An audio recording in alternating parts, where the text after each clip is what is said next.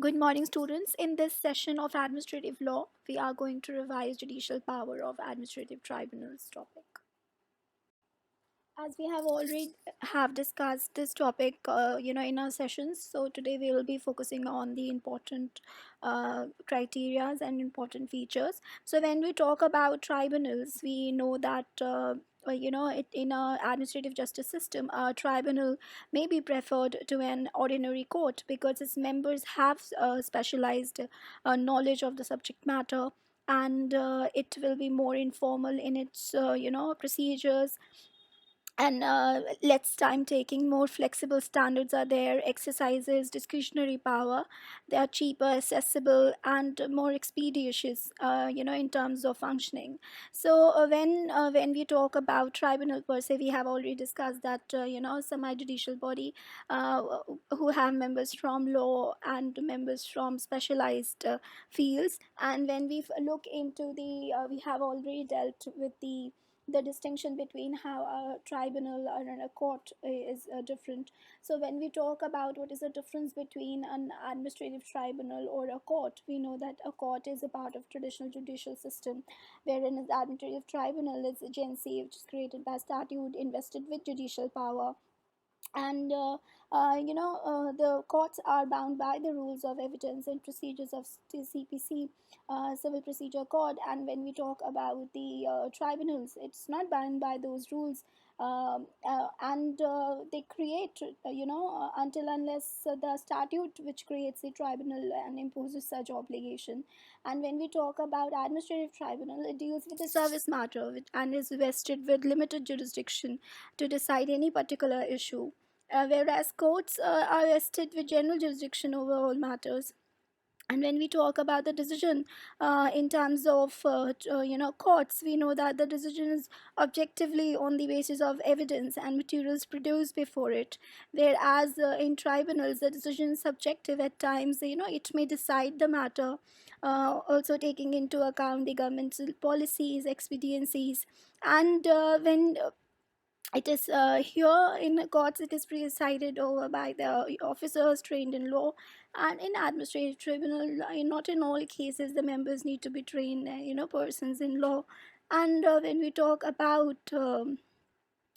tribunals, many of the tribunals are investigatory in nature, and when we look into court, the function is judicial, non-inquisitorial, so inquisitional, and the court is not there to find out and impose the best possible solution, but decides the adversaries before him on the basis of evidence. So when we look at the difference, we also know that there are similarities of functions also when they perform, although there are distinction and in composition, and the formation is distinct and separate. So it has been explained that tribunal is constituted under special statute to exercise special jurisdiction in order to decide certain controversies under special law. And now we'll look forward to the constitution of administrative tribunal. When we look at the need of establishment of administrative tribunal, it was being found that the sole need was to resolution of dispute, resolve disputes related to recruitment and condition of services, and the objective was to relieve congestions in court or to lower the burdens of the cases in the courts, and to provide for speedier disposal of cases relating to the service matter. Now we have already in our session have discussed about the advantages and the disadvantages of the tribunals, or what are the perks of having administrative tribunals, how it all works. So it's essentially the with the introduction of article 323A and article 323B was done with the primary objective of excluding the jurisdiction of the high courts under article 226 and 227, and except the jurisdiction of the Supreme Court under article 136, and for originating an efficacious alternative institutional mechanism or authority for specific judicial cases. Then we have discussed about the nature of the tribunal. So when we talk about the nature of administrative tribunal, we know that it has semi-judicial nature, because it's an agency which is created by the statute and has been invested with the judicial power to adjudicate over the matters of service and other recruitment and service related matters and other matters.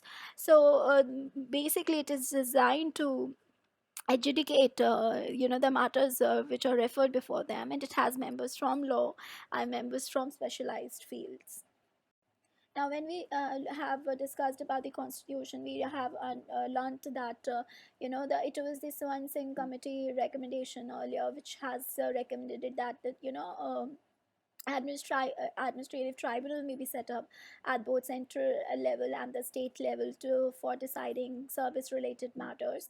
And then eventually the 42nd Amendment Act to the Constitution introduced Part 14A, and which included Article 323A and 323B, which provides for the constitution of tribunal dealing with administrative services issues and other matters.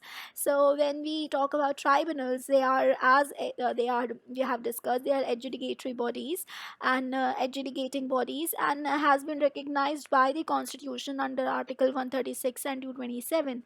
And the introduction of 323A and B was essentially done with the primary objective of excluding the jurisdiction of a high court under Article 226 and 227, to reduce the burden except for the jurisdiction of Supreme Court that we have discussed in our classes also. And when we look after introduction of these article 323A, which talks about constitution of administrative tribunal, and 323B, so these two articles which was been added, it empowers parliament and state legislatures to set up by law administrative tribunals for adjudication of disputes and complaints in all service related matters relating to the recruitment and condition of service of public employees. And finally, with the in exercise of its power under Article 323A, Parliament passed the Administrative Tribunal Act of 1985 and empowered the central government to establish administrative tribunal. And it says that the central government shall by notification may can establish one central administrative tribunal, and on request by any state establish an administrative tribunal for the state also. And they may be, there may be one administrative tribunal for one or more states. And now when we talk about the administrative tribunal, we know that it is the tribunal took its jurisdiction of to has the jurisdiction of a civil court. It can entertain a suit, and of the high court under Article 226 and 227 includes the determination of the constitutionality of relevant law. And even now tribunal is competent to declare that the statutory service rule is violative of Article 14 and 16. And when we talk about the state administrative tribunal, we deals with disputes in regard to state service. And they cannot entertain any matter which may be entertained by central administrative tribunal. So when we talk about the applicability, we know that the act applies to all central government employees except for the members of naval, military, air forces, and or any other armed forces of union, any officer or servant of Supreme Court or High Court, or any person appointed to the Secretary of Staff or either of the House or the Parliament. Now, all of it we have discussed in the classes. So now we shall move towards the need of, what was the need of establishment of administrative tribunal. So let's discuss the features and characteristics features or characteristic of administrative tribunal. So they have a statutory origin. So we know that that an administrative tribunal, it must be created by a statute. They have some features of ordinary codes, but not but not all of them. They are not bound they are not bound by the stricter rules of evidence and procedure, and they have to perform quasi judicial functions, and for which they have to be bound by the principles of natural justice, and they are independent and not subject to any, administrative interference when it comes to discharge of their judicial quasi judicial functions.